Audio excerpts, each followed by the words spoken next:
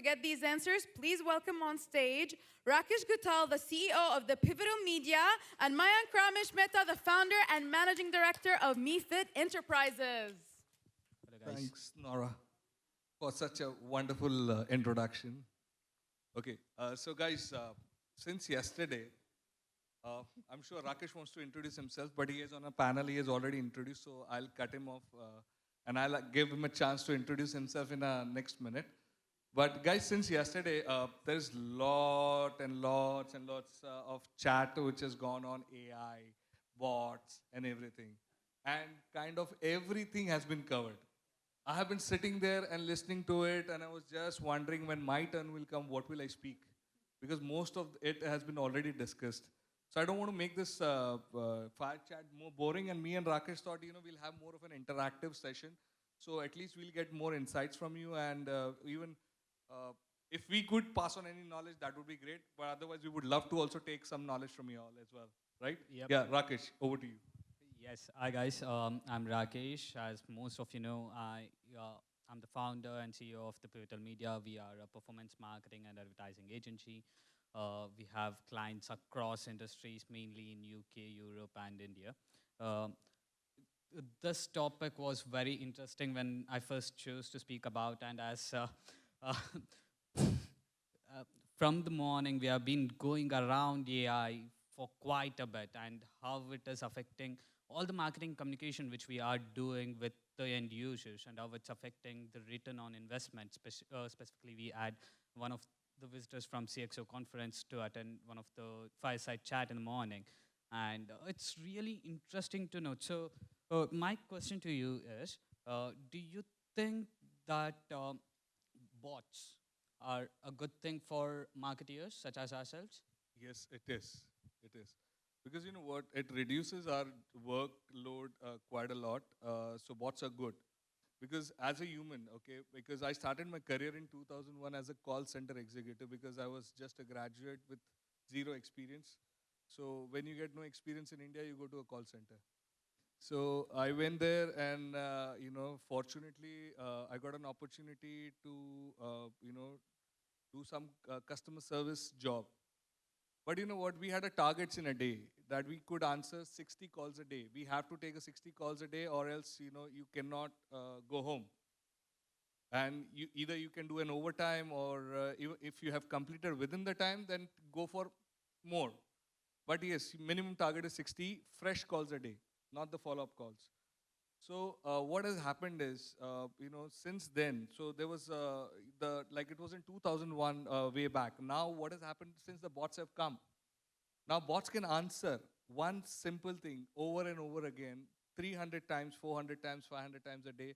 No matter how many times people call them, they have the similar answers to the questions. And whenever you call any bots, what will happen is they will tell you the standard reply which has been programmed into them, and they'll ask you to do connect, dial 1 for so and so, dial 2 for so and so, dial 3 for so and so. But there is always a number which they say dial 0 or dial 9 if you don't know, if you want to speak to somebody.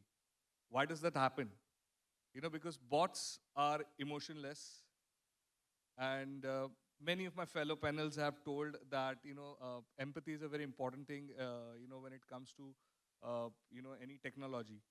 So when a person, sometimes they talk to bots, they don't get their answers, or they don't have a clarity on what they are looking for, then when they speak to someone, they feel more satisfied. you know so there is a percentage of people who are more or less interested in talking to humans than a bots. But yes, bots are the first now a gatekeepers who will only allow you to speak to the humans once they know that you are more in trouble, or they'll solve your problem and they'll ask you to move on. So that makes life easy. Yep. Yeah. And it's an interesting point you picked up on, being empathetic on the phone call or anything. So when it comes to creating content on the digital side, though we have a lot of helpful tools like ChatGPT helping us creating content in terms of email writing or in terms of developing a blog, adding that human touch to it makes it a compelling story. So I would say it's more like using these tools as an additional support for us to review, rewrite, and make it into a compelling story so that the end user would be able to take something out of it. And it shouldn't just be something like a bot generated content where anybody could have found it on just by a simple Google search. So exactly, I think this topic has been we have been spoken too many times. Uh, so what happens is, what is ChatGPT does? I mean, it helps you to reduce your workload. That's it. Okay. But when I am writing for example, we all are far away from our family. Most of us are right now. Okay. So you do not type to a ChatGPT and ask them how to write a text message to my mom or to my wife or to my children. You know, it will give you an answer which is which doesn't have any emotions in it. It will give you an answer which is standard. Whether he writes, I write, or anybody else writes, it will give you a standard answer.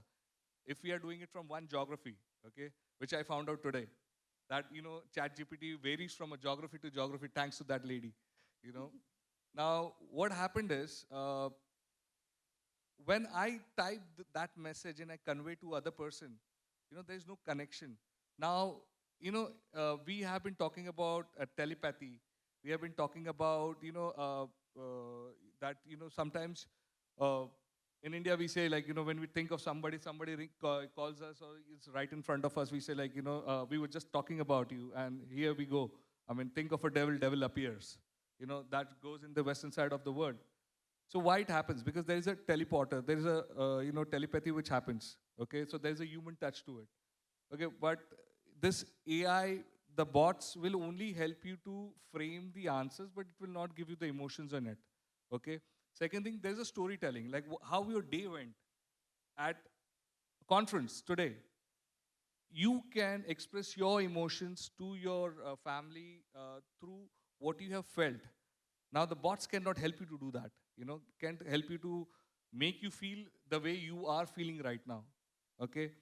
And all those algorithms or whatever you try to put into it, it will not give you the answer which 3 or 4 simple liners which you write and the message will be across to your family person. So that's why the human touch is very important, when you do it. Rakesh, I would like to ask you, like example in banking. I'm sure all of us have a bank accounts, right? If there is any fraud happened in your bank account, would you like to speak to a bot or to a human? Human, obviously. That's a simple answer. You would like to speak to a human because you can understand that the human is connecting. He understands the criticality of that particular situation and would like to answer you how you can come out of that situation, right?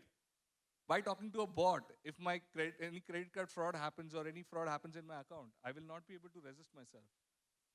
Just want to take you to the back in times, bad times. Rakesh, I think you were in London at that time when this COVID happened, which was a miserable time of our lives. We all are social animals. We couldn't meet each other, and how many of you guys went mad looking at the same people and couldn't interact with your friends? Can you raise your hands, please? So basically, no matter how much you were on digital, because all the news was on the television, was on your mobile phone, internet, iPads, everything. But you still wanted to connect to meet your old friends. You still wanted to meet, the people whom you know. Even the neighbor next to you whom you never knew. And if she opens the door, you will feel like talking to her because you want that human to listen to you. Because we were all made like an animal in a cage. So human touch is very important. Bots will help you only to reduce your amount of work, but it cannot replace humans. Yeah, I totally agree with you on that. But and as I said, the bots they are helpful, especially when you are scaling up because each of us have just 24 hours a day. And going back to your example about call center, and they have numerous hours. They can take up to 300 or more than that calls at any given point of time. And it's an interesting topic because in one of my companies, they introduced AI sales assistant as to onboard new customers. And we noticed that there was an increase in initial user acquisition by 30%. But the churn rate, or when there was a problem or anything, they wanted a human to fix it. So I feel currently the bots are good to work in the back end. And when it comes to interaction, it should be as humanly as possible. Do you agree with that? Very much, Rakesh. Uh, so, sir, I mean, I would like to make this session more, interactive, because I've been seeing that gentleman for past 2 days, but he haven't spoken a single word, sir. So, yes, we have only spoken in the break. So I would like you to speak something, share your thoughts, because I think this is a very generic topic. Everyone sitting in this room must have experienced this, that, we need a human touch, not the bots. We go home, we don't want to talk to bots, we want to talk to our families. We want to meet our real friends, not the virtual friends. But nowadays, there are next generation or millennials who say that they have, like for example, my 6-year-old son says to me that why my daughter has more friends on Roblox than I do have. He feels very sad that he has a less friends on Roblox. But I don't understand, they are not his friends. It's just that they have accepted his friend request and the numbers are a little lower than my daughter, but he still feels that, they are his friends. So, next generation will realize little late that virtual friends are not that important, human friends are more important. But because of the digitization, we can see people, each other, right from the upbringing. The small child, we give him the phone to make our lives easy. And what happens is they get used to the digital. So whoever comes in front of a child, they feel that that person is a person connecting to him. Any reel. And the concentration level has gone down that more than 10 seconds they cannot see any other videos. If you have noticed this, it's great. If you have not, then please check that they cannot even sit for a 2 hours movie. The concentration levels have gone down because they are ready to scroll the digital reels up and down, up and down, up and down, not more than 5-10 seconds. So what has happened is basically they feel the human in the virtual reel is the real human, and they're talking to them. So the children's psychic has been like that. So they started seeing more of a friends on Facebook, Snapchat, than in schools or colleges. So that's the state of mind, but it's a circle of life. The people who are like, we all are from I don't know, I wouldn't like to call myself from, next generation. I mean, generation old. I'm from the same generation, which is going on currently. So, but, we are going to come to that phrase that, we again won't like to go back to humans and we would like to talk to them. And, bots will only help us resolve our issue and increase our productivity, but it will not help us feel better. And sir, please, I want to hear from you, sir. So I would like to share an experience, personal experience. I would like this, to do that. Right? I would like to everyone to have one small experience. I have a lot of time, so we can make most of use of it. So this October, I booked a room through online Agoda. They gave me the confirmation. When I connected to the hotel, because I needed some other facilities, they said your booking is not confirmed. When I went to the Agoda app, obviously what came into picture? They had an options, your booking, regarding your booking. When I pressed on booking, they sent me a confirmation mail, which said room is booked. Then it was like contradictory because hotel is saying that it's not booked. And the options were very limited. Other option was to cancel, yes or no. So I don't want to cancel the hotel because I had already paid, but it is not reflecting in their the thing. So somehow I was able to connect with the customer care on the call. Then she realized, okay, she kept me on hold for some 5-10 minutes, but then there was some miscommunication because they booked the room through some other booking website or something. The reference number was not matching. So, so that's where the human touch requires. Yes, I totally understand with you, Shert. So that being said, it's more about the processes not being in place rather than bots messing up with your booking. So I understand when you were in a problem, you wanted to talk with a person and get it fixed, but you were being popped up by bots. And it was just an elongated process. So I think as businesses and marketeers, if we are able to tackle that problem and try to give the customer a very happy experience through all the bots, as well as with the help of bots and with the help of automation tools, we should be able to have a really good net promoter score and customer satisfaction scores at the same time without compromising on our revenue. And other side, it's very easy, convenient bot. You need a confirmation mail, you click one button, the email is within few seconds, it's there. You want to cancel, you can cancel it. So both side of the stories, so you need some time. And Yes. So, sir, in digital content also, if you see, bots can help you to design your calendar. Okay, but bots will not be able to design what you want to convey the message to the your audience. Number one, for that also you have to take an effort of telling them what you need to be done, and then the outcome which will come out of the bots, or maybe a chat GPT or any other AI tool, may not be convincing because the storytelling is not there. First of all, second is there is a lack of empathy. So we humans are little imperfect. I hope all of you agree. We are not perfect in all sense. We are imperfect, and somewhere we embrace that imperfection in each other. Okay, if everything seems very perfect, then you feel like something is wrong. When you feel suddenly everything is perfect in your life, you feel that there is something wrong. Okay, exactly. When digital content strategies, when you try to make for your own clients, okay, and if you just copy paste it, why would they require a digital marketing agency? Why would they require a person, a content writer? Why would they require a graphic designer? The graphic designer may use Canva or some other thing to make his life easy, but that thought process has to go through a human. Okay, a content creator can pick up certain words from ChatGPT, but the storytelling has to go from a content creator. You know, you can just copy paste the blogs, but it will not make sense to anybody because you have been like a machine. You have just typed some algorithms, you got one answer, you have pasted in. It will not connect with human. What connects with human is, even if there is I'm sure that most of you are global entrepreneurs, and sometimes you do get an email from some part of the world where the English is little poor. Okay, and that makes you understand that there is a real person. Even when you do any transaction in banking, they say, tick, please tick, because I'm not a robot. Okay, so why does this happen? Because they want to deal with the humans at the end of a day.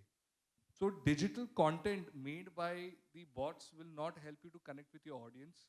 It will only help you to reduce your, it will only help you to become like your assistant, who will give you some ideas, or some pick and choose from here and there. But ultimately it is you. You are the entire architect. You have to build your own site. You have to build your own thing. You have, like for example, nowadays people are using a ready-made website templates. You get the templates, but the pictures you need to put it in is basically should be a real pictures. Otherwise, it will not connect with your audience. For example, if I'm having only an office and I'm operating only from one region of the world, let's say I'm only in Mumbai, okay, India, and if I put, the pictures of, American clients, I put the pictures of, an African clients or anybody from Dubai, it will not connect with my audience because that's a fake information I'm trying to show on my website, So people will only connect with you if you are real and you know what content you're putting on your website, on your digital platforms. Only then the people will connect with you, and it needs to have a human touch. The static post which you put in, it may work for you one time, two time, but it will not work for you in the longer run. Mike, Yes, that's Rakesh? really interesting about adding content on the website. So especially for search engine optimization, there are chances that your SEO rankings are affected because you're using ChatGPT context without even reading into it or editing it and just copy pasting it. Because the information we get through these AI and NLP channels are really good, informative, but they might be of low quality or poorly worded. Or at the same time, there are instances where there might be false information provided on these content and without reviewing. Because one of the clients I was working with, they did not proof check the content they received on ChatGPT, and they just uploaded it as a product description for one of their products. And it was mentioned as sustainably developed product. But unfortunately, it wasn't. It was made of animal leather. But the customer was able to make a case in the court, and the business was closed within a few months. So having that strong attention to detail and going through what we need from these AI and NLP channels, and then humanizing it and with a compelling storytelling is where we marketeers come in, and we build a strategy around it so that we can improve on our SEO rankings or other important KPIs at the same time. Great. Ma'am, would you like to highlight any of your instance? Because I think we would like to hear from people as well, because I think most of you are done for the day and you're a little bored. But we would like to hear your stories too. So ma'am, would you like to highlight something?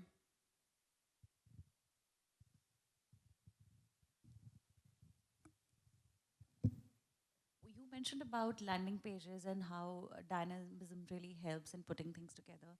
I've had some instances when I was working with Amazon and they wanted us to build specific landing pages for their dealers. So, you know, one side of business is the business B2B side and the other is the consumer side.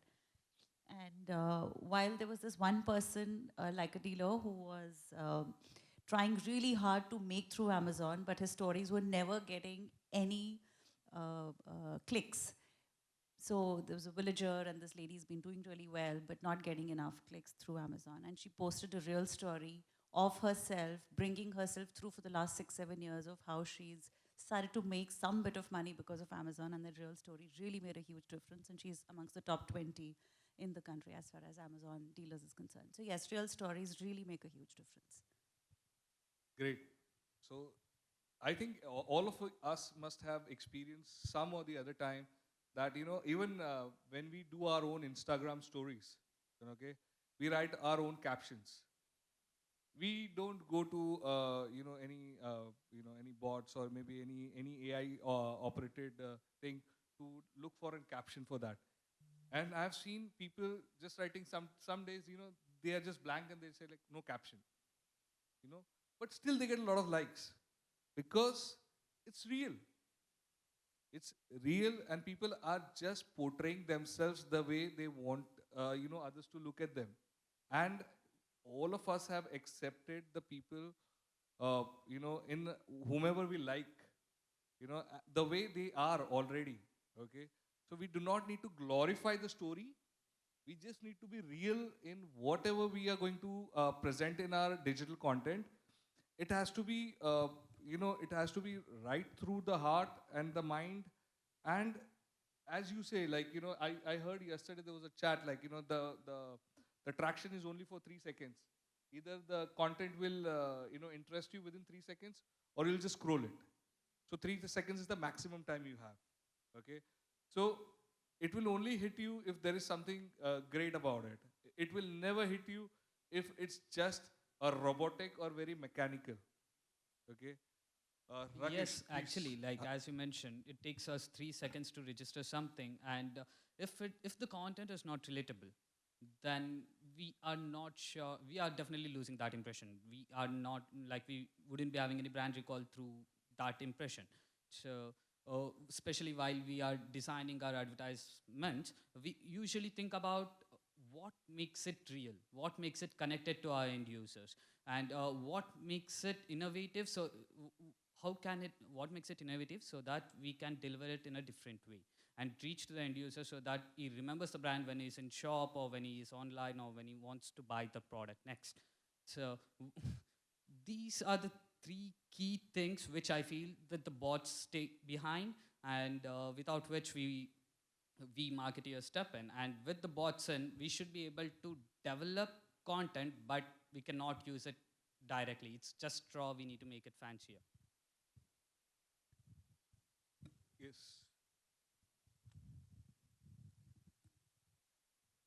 Thank you. Just thinking about the ethical side of this chat, right? On Instagram, obviously, when it started, we didn't have a lot of bots. Now it's filled with bots. Um, there are a lot of real digital content creators out there on Instagram that take help of bots to grow. So they make use of bots so they can spread their content across and then build authenticity from there. How do you think, what is your take on it? Is it ethical or is it unethical? Although the creator is a human, they want to put out the real content, they still take help of bots that are already available. So, Okay, I'll give you my example. So, there was so I'm handling around 6 American brands. So we were just deep diving into the Instagram reels for the entire week. What post will go on Monday? What post will go on Tuesday, Wednesday? At what hour we should post it on Instagram, where we have a lot of eyeballs and all those things. So again, answering your question, we were not getting, and that particular day, so there were too many SKUs in this cosmetic, so we were introducing one more SKU in that one particular post on Instagram. And we wanted to have a caption or something which is very luxurious, some good title which can connect the audience, which should look good. And my entire team, the clients and everybody are like talking, and they are all technical guys. I'm the marketing guy. I just bring the business, I give it to my technical side. They are all doing and they're talking, we should do this, we should do that. I was listening, say 10, 15 conversations, and I got a little bored. What I did, I went to a chat GPT. I said like, suggest me a title for introducing a luxury brand. It gave me 10 to 15 titles. Now what I did was, I took a couple of words from here. Like it was like something like diving into luxuries, something. So what I did, I took the diving in from first 2 words, then other 2 words from other sentence. We made the frame the whole sentence, but it was completely new. So what I'm trying to say is, and my team liked it, and we posted it. It was just a convenience we were looking at to save time. It was, I don't think so any unethical, because it's available in the market. It is available for everyone. It is for you, it is for me, it is for everybody. You do not have to take a membership for that. So if you are using it, but using it wisely, it will still be better. But at the end of the day, I had to apply my mind how to tweak and turn it. If I would have copy-pasted or cut-pasted, I don't think so it would have worked very good with my team also, because they would straightway rejected it. And trust me, the moment I typed in the chat box, the first person, my American client, said, I hope it's not a chat GPT thing which you have pasted. He said that. And I said, like, you can check it on chat GPT. You will not find this. I challenged him. So he was convinced, like, I did it confidently because I'm a marketer. I have to lie also. Either I can lie or I can confuse. Okay? I know only 2 things. So I know that, I'm in a scoop. I said to him, you can go and check. He said, okay, fine, it's approved. So what happened? I'm sorry, I'm telling it on the live video now. But what happened eventually is that particular title got approved. We saved the day, because it was going on for 15 minutes without any conclusion. We saved the day by doing it, but in a smarter way. So I think any context which you use from the bots in a smarter way, that will help you. Why people are, like for example, most of us use Uber and most of the part of the world, okay? But have you tried connecting when, if there's an issue with your credit card payments, or they charge you double the money, or something happens? Initially, there will be only question answers. Is it helpful? Is this information helpful? Blah, blah, blah. But imagine a situation when you are traveling in an Uber and you are in danger. The driver is drunk, or maybe anything happens. And then you are typing, and the bots are saying, oh, is this helpful? You need to do this. And it is not connecting you to a human, where you want to speak about your own safety. That's the time the chatbots you feel like criminal, So it is all subjective. Yes, sir. Uh, Sorry, yeah. To answer your question, I think it depends on the businesses and industries. So, for example, let's say if the business has promised you a 24/7 live support, and when you need the support, if you go on and you find a chatbot instead of a human or any person who is going to help you, then I feel that's unethical because you're selling something which you aren't providing. And we, as marketers, we promote that. We promote something like 24-hour support. And okay, this is the one side. And the other side, I was working with a company. It was more like a Q&A platform, paid version of Quora, basically. So there, when a user it connects normal consumers with the industry experts. So if, for example, like if the consumer had a question about parenting, right? You would do a quick search, you would get on the platform, and then you would chat with a bot. The bot will understand what the question was about, and then it directly connects. It doesn't give any answers, but it connects to the expert who has worked in that particular industry or on very relatable to that particular question for more than 10 years of his life. So the way we use the AI and bots changes from businesses and industries. So based on that, I would define ethical and non-ethical. Hi. I just wanted to say something to the bots.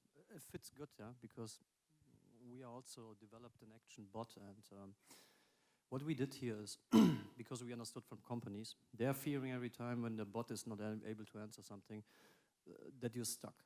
So what we did is, first of all, you don't have phrase the questions anymore as they have to be scripted to get an answer. So we have intent-based questions, so you can phrase it in 50 different variations, you get the same answer. So this is the first thing. So the other thing is, if a bot can't give you any information or an answer, he will ask you if you want to get directly contact with a real person. Yeah? So, and this is what the companies want to have. They don't want anymore to have people stuck in this process. And here we went even further. What we also did is, we eliminated language barriers between countries. So for global companies where they have subsidiaries around the world, French people talk to Latin people, English is a bit problematic. So even if they speak English, there's still some meanings which are then not really translated. So what we did then is, we developed the bot in a way that the French person can write it in French, and the Latin person in Latin America gets it directly in Spanish. So now the person in Latin America writes it in Spanish and gets it back in French directly. So this is the text, but we did it also as speech. So why did we do this as speech? Because there was a client who asked, can you help disabled people in our company? We have blind people who are having special equipment and so on. And then we said, yes, we can do. So your blind employee actually can just speak into the bot, and the bot will also speak back to the person. Huh? And here it will help many people. And the thing with the language barrier is actually now you don't need to learn these languages anymore. You can now communicate more properly. That's really interesting, Daira. So it's more like you found a problem and you found a solution through bot. And the same thing might have not worked in a different scenario. For example, let's say if you're talking to a person directly and you use a bot, you talk in French, and so there is going to be a drop in the lip sync, right? So the other person in the meeting would not feel comfortable talking in the same flow in the way he did in terms of chatting, correct? So it as I said earlier, it all depends on the way we use it and the scenario where we use it in. Any questions?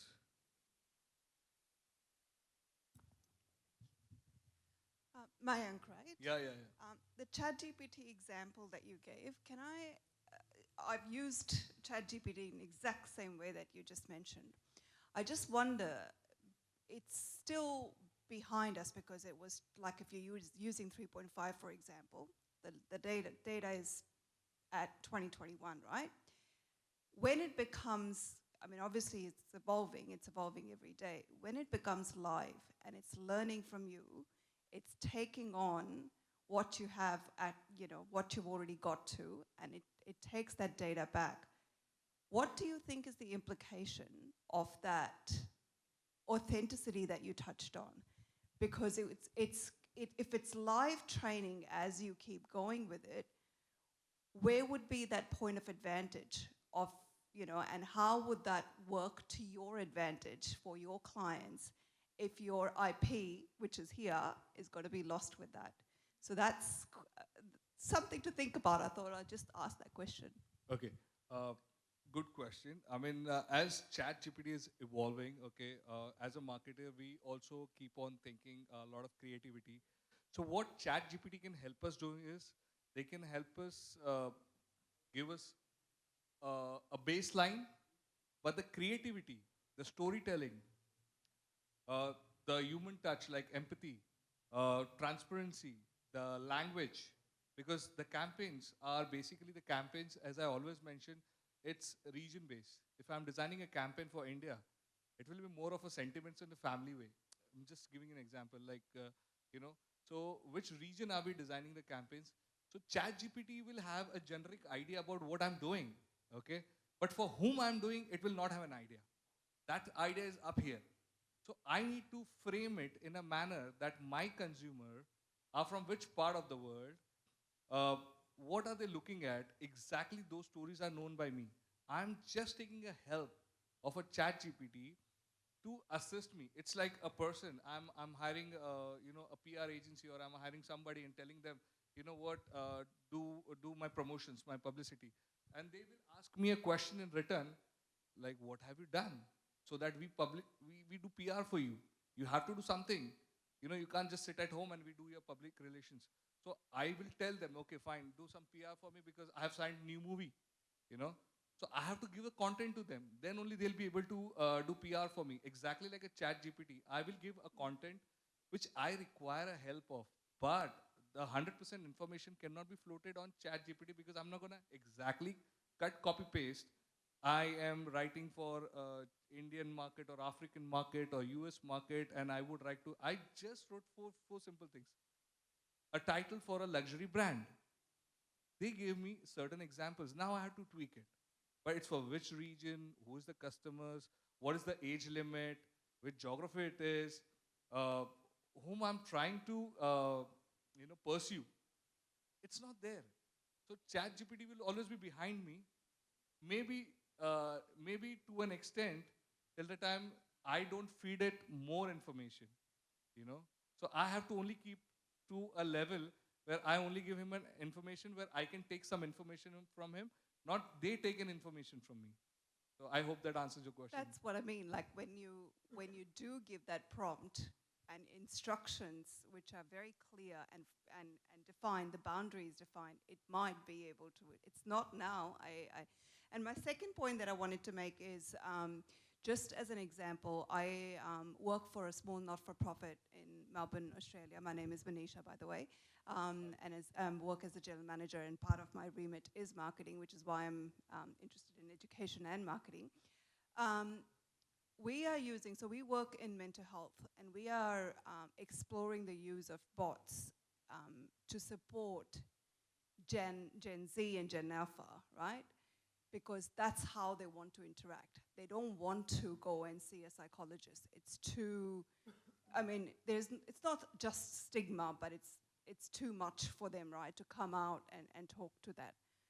However, and one, it's providing the 24/7 service. So that's another example of how, if it's used well, but there has to be what we talked about, sentiment, and where the risk is identified, saying, now the person has given us enough to say they are actually at risk, where someone, an expert, will jump in. They don't want to talk to someone at that point in time, but an expert jumps in. So that is where that seamless sort of hand-holding of bot versus human, they are actually working in sync, happens. So I'm just, again, something for us to think about, that it's absolutely, I agree with you 100%. They will never be able to replace, and I think we have, through examples, like you talk about internet, you talk about mobiles, I think we have proved everything wrong as it became a big thing, and the human obviously took over every fear.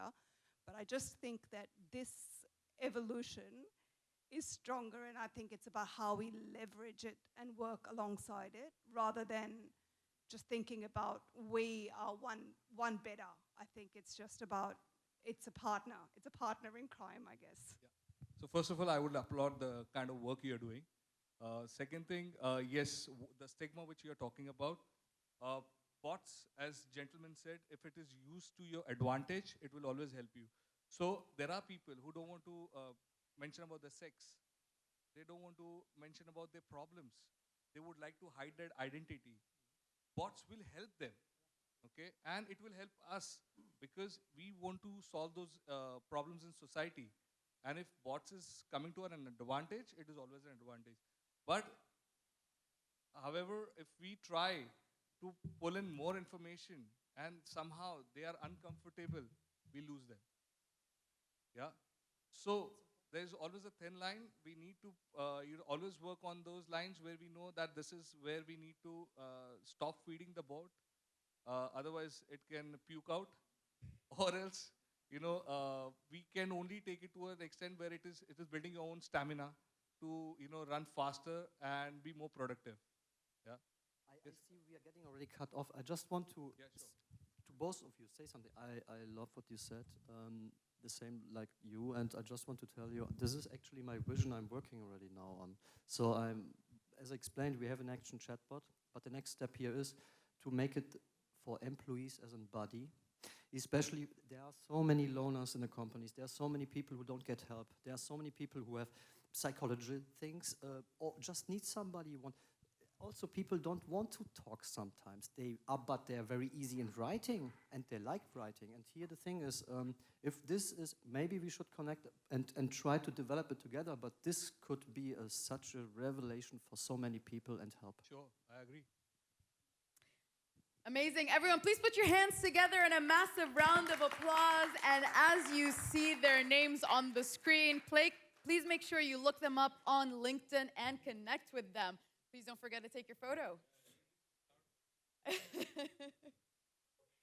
Thank you so much, everyone, for remaining engaged. I know it's been a long day, but you have all been so engaged throughout the day. So please put a round of applause for yourselves.